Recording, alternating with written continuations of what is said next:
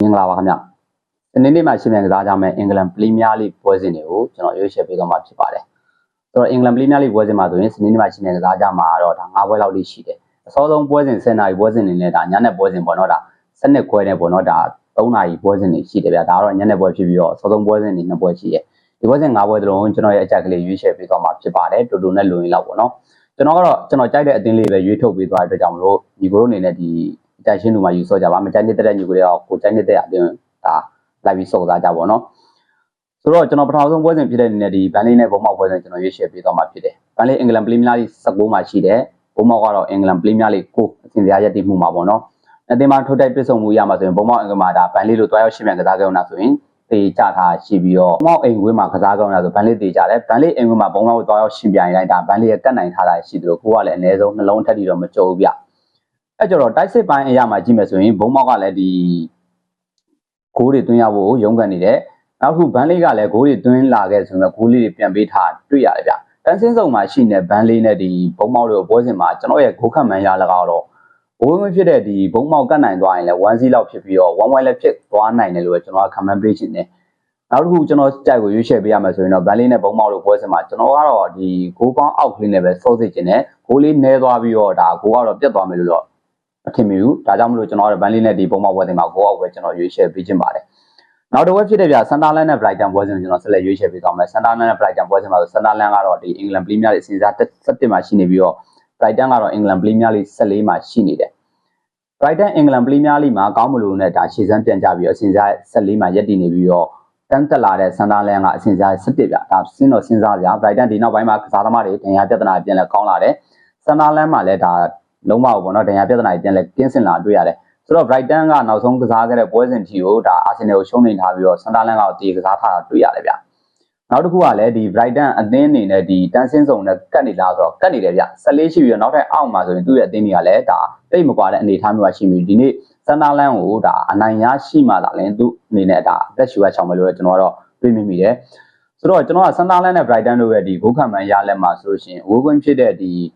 Brighton ကတ်နိုင်သွားရင်1-0လောက်ဖြစ်ပြီးတော့ Sunderland ကိုဒီနေ့အနိုင်ရမှာလည်းဖြစ်တယ်အဲ့တော့ထိပ်တိုက်တွေ့ဆုံမှုရမှာဆိုရင်လည်းဒီ Brighton အင်္ဂလန် Sunderland ကစားကြအောင်လားဆိုရင် Brighton ကောင်းတယ်ဆိုရင်ဒီနေ့ပြန်လဲရုန်းကန်လာမှာဖြစ်ပြီး Sunderland ကိုမှာတယ်ဆိုတော့ကျွန်တော်ကတော့ Brighton ကို body ကျွန်တော်ကြိုက်တယ် Brighton body ကိုတော့ညီကိုတို့ကြိုက်မယ်ဆိုရင်တော့ကိုကအဆင်ပြေတဲ့ဈေးနဲ့ပဲဒါစော့ကစားသေးခြင်းနဲ့ကျွန်တော် Brighton body လေးပဲကျွန်တော်ဆက်လက်ရွေးချယ်ပေးခြင်းပါတယ်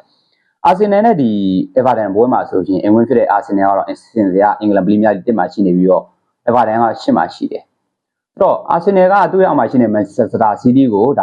ါအမှတ်ဖြတ်ဖို့အတွက်ကိုလိုအပ်ချက်တွေရှိသေးတယ်။ Champions League မှာကစားကြတာဆို Liverpool 1-1ကစားခဲ့တယ်ဒီ web ပြီးသွားလို့ရှိရင် Champions League ထပ်ကစားမှာတေးကြောက်လည်းမရဘူးရှုံးလို့လည်းမရဘူးအနိုင်ကစားမှာလည်းဖြစ်တယ်။ Everton အင်္ဂလန်ပရီးမီးယားလိမှာဆိုလို့ရှိရင်ဒါလင်ပွဲတွေနာဆိုရင်ရှေ့ကြပြီးတော့နိုင်ပွဲတွေပြင်ပြီးတေးရင်နဲ့ဒါအဆင့်စရာတက်နေရအောင်ရှစ်ကိုရောက်လာတယ်။နောက်တစ်ခု Arsenal ကလည်းအင်္ဂလန်ပရီးမီးယားလိရဲ့ဒီ Champion ဖြစ်ရှင်တဲ့ကြောင့်မလို့ဒီနေ့ Everton ကိုအနိုင်ကစားရမှာကြာနှစ်သင်းသလုံးမှာဆိုရင်အဓိကရမယ့်လိုအပ်ချက်က Arsenal ပဲဖြစ်တယ်။အဲ့တော့ Champions League ကိုလည်းလိုချင်တယ်ဆိုရင်ဒီနေ့ပွဲစဉ်မှာ Arsenal အနိုင်ကစားသွားမဲ့သဘောမျိုးလောက်ပဲရှိတယ်။ Everton ကလည်းဒီ Arsenal ကိုပေါ့နော်ဒါအရှုံးမပေးဘူးဆိုရင်တော့မှကိုအပြက်လောက်ကြီးမသွင်းနိုင်တဲ့အနေအထားမျိုးလောက်ကစားမှာဖြစ်ပြီးတော့ကျွန်တော်ကတော့ Arsenal Champions League ကန်ပြီးတော့နောက်တစ်ပွဲဆက်ကန်ရမှာအိမ်ဝင်းမှာအတွက်ကြောင့်လို့ဒီနေ့ပွဲမှာလူဆုံးထုတ်လာခဲ့ရင်တောင်မှဒါကိုအပြက်တက်ကြီးကွာမယ်လို့တော့မထင်မိဘူး။ကျွန်တော်ရဲ့အကြိုက်ကတော့ Arsenal နဲ့ Everton ပွဲမှာဆိုရင်ကျွန်တော်ကတော့ Wolverine ဖြစ်တဲ့ဒါ Everton body ကိုပဲကျွန်တော်ကင်စေချင်တယ်ကျွန်တော်ရွေးချယ်ပေးခြင်းပါတယ်ခင်ဗျ။ Chelsea ပွဲနဲ့ဒီ Newcastle တို့ပွဲစဉ်မှာဆို Chelsea ကတော့ကျွန်တော်ကြီးသလားအယောင်ပါပေါ့နော်ဒီဥရောပချန်ပီယံလိပွဲမှာဆိုရင်ဂိုးပြတ်နဲ့ရှုံးနေထားရတော့အင်ကွင်းမှာတကြော့ပြန်ကစားမှာဆိုတော့ဘာမှကိုသူတို့အနေနဲ့ဒါအဖတ်မတင်တော့ဘာကြောင့်မဆိုတော့ဂိုးပြတ်ပြန်သွင်းနိုင်မှာသာလဲနောက်ဆင့်ကိုသူကချန်ပီယံလိမှာပြန်ဝင်ခွင့်ရမှာအဲ့တော့သူအားခိုက်ကစားမှာတော့ဒီ FA Cup တွေရဲ့နောက်ပြီးရောက်လို့ရှိရင်လေဖလားပြန်ဝင်တဲ့ဒီအင်္ဂလန်ပရီးမီးယားလိအမှတ်ပေးဖလားပြန်ဝင်နေမှာရှိတယ်အဲ့ကြတော့ Chelsea ကဒီနေ့ပွဲအတွက်ကို Newcastle ကိုအနိုင်ကစားလိုက်ခဲ့လို့ရှိရင်အစဉ်စားရဲ့နံပါတ်3မှာယာရီတက်သွားမှာဖြစ်တယ် Newcastle အစဉ်စားရဲ့7နေမှာနေဖြစ်နေပြီးတော့ဒီနေ့ပွဲနိုင်သွားခဲ့မယ်ဆိုလို့ရှိရင်လည်းသူ့အနေနဲ့ဒါအကြောင်းလေးဖြစ်လာပြီးတော့ Newcastle အနေနဲ့ကတော့ဒါ Champions League မှာဒီကစားတာရယ်ဆိုတော့အဝေးကွင်းဆက်ရောက်ရှင်ပြိုင်ရမှာလည်းဖြစ်တယ် Newcastle ကတော့မျှော်လင့်ချက်ရှိသူ Chelsea ကတော့မျှော်လင့်ချက်မိမ့်မိန်သွားပြီ Champions League ပွဲအတွက်ပေါ့နော်အင်္ဂလန်ပရီးမီးယားလိအတွက်ကတော့အစဉ်စားအတွက်ကိုတော့ဒီ Chelsea ကလီဂပြန်လဲယူလာပြီးတိုက်ပွဲဝင်သွားဖို့တော့ရှိတယ်အဲ့ကြောင့်ယနေ့ညကစားခဲ့မယ်ပေါ့နော် Chelsea နဲ့ Newcastle ပွဲတွေမှာကျွန်တော်အကြိုက်ကတော့အဝင်ဖြစ်တဲ့ Chelsea body ပဲကျွန်တော်တွဲပေးခြင်းနဲ့ယူကြည့်ခြင်းပေါ့နော်ဒါကြောင့်မလို့ကျွန်တော် Chelsea body ကိုကျွန်တော်ကြိုက်ပါတယ်နောက်ထပ်တစ်ပွဲဖြစ်တဲ့ဗျဝဟန်နဲ့ဒီ Manchester City ပွဲတွေကျွန်တော်ဆက်လက်ရွေးချယ်ပေးသွားမယ် ဝဟန်ကတော့အင်္ဂလန်ပရီးမီးယားလိ18တန်းစင်းစုံထဲမှာရှိနေတယ်မန်ချက်စတာစီးတီးကတော့အင်္ဂလန်ပရီးမီးယားလိနှစ်မှာရှိပြီးသူ့ရဲ့ထက်မှာရှိနေအာဆင်နယ်ကိုဒါဆက်လက်ပြီးဖိအားပေးရမှာဖြစ်တယ်အာဆင်နယ်ကတော့ဒါပွဲကြိုတပွဲကစားထားတဲ့ကြောင့်မလို့ရမက်ဒီများနေရဖြစ်ပြီးတော့မန်ချက်စတာစီးတီးဒီနေ့ပွဲစဉ်မှာရှုံးလို့လည်းမရဘူးဘာကြောင့်လဲဆိုရင်အာဆင်နယ်ကိုဆက်လက်ဖိအားပေးပြီးတော့ချန်ပီယံဖြစ်ဖို့အတွက်ကိုရုံးအောင်ဖြစ်တယ်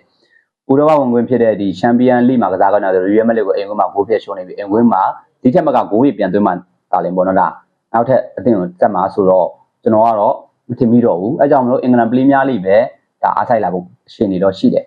ဝဟန်နေအင်ကွင်းမှာဆိုတော့ဖိအားပေးနိုင်ပြီးတော့ကစားနိုင်ရဆိုပေမဲ့ပထမတစ်ကြော့မန်ချက်စတာစီးတီးမှာကစားကြတဲ့ဝဟန်တို့ရှုံးနေထားတယ်ဗျဆိုတော့လိုင်းရဲ့ပြဿနာမှာလည်းနှစ်သင်းသလုံးကကင်းစင်နေတယ်အဲကြောင့်မလို့ဒီနေ့ပွဲစဉ်မှာဝဟန်နဲ့မန်ချက်စတာစီးတီးပွဲစဉ်ကတော့ဝဟန်လည်းဂိုးသွင်းနိုင်တဲ့တိုက်စစ်ပိုင်းမှာရှိနေပြီးတော့ဂိုးလေးတွေပြန်ပေးထားများပြီမန်ချက်စတာစီးတီးလည်းဒါဂိုးတွေပြန်သွင်းနေဆိုရင်နောက်တန်းကတစ်ခါကျရင်ရှာတယ်ဒါဂိုးတွေပြန်ပေးထားတာရှိတယ်တိုက်စစ်ပိုင်းမှာနှစ်သင်းသလုံးကလည်းဒီအင်္ဂလန်ပရီးမီးယားဂိုးသွင်းဂိုးသေးတွေများတယ်ဆိုတော့ကျွန်တော်ကတော့ဒီဝဟန်နဲ့မန်ချက်စတာစီးတီးတို့ပွဲစဉ်မှာဂိုးပေါင်းအပေါ်ပေါ့နော်ကျွန်တော်တချောင်းလည်းပဲကျွန်တော်ရွေးချယ်ပေးခြင်းနဲ့ကိုပေါင်းအပေါ်ကိုလည်းညီကိုတို့ကြိုက်နေတဲ့သေးနဲ့ပဲကျွန်တော်ကတော့စောသိခြင်းနဲ့ဒါကြောင့်မို့ဝဟန်နဲ့မန်ချက်စတာစီးပွဲတွေမှာကျွန်တော်ဂိုးပေါ်ကိုကျွန်တော်ကျန်နေတပါတယ်ခင်ဗျာနော်ဟုတ်ကဲ့ပါကျွန်တော်ရွေးချယ်ပေးထားတဲ့စနေနေ့မှာကစားကြမယ်အင်္ဂလန်ပရီးမီးယားလိပွဲစဉ်တွေကိုကျွန်တော်ကြိုက်ကလေးရွေးချယ်ပေးထားကြအောင်ညီကိုတို့အကြရှင်းတို့မှာရေးစောကြပါကြိုက်နေတဲ့ညီကိုတွေကဘက်ကန်ကစားလို့ရပါတယ်ကောင်းကြပါလေကျေးဇူးအများကြီးတင်ပါတယ်ခင်ဗျာ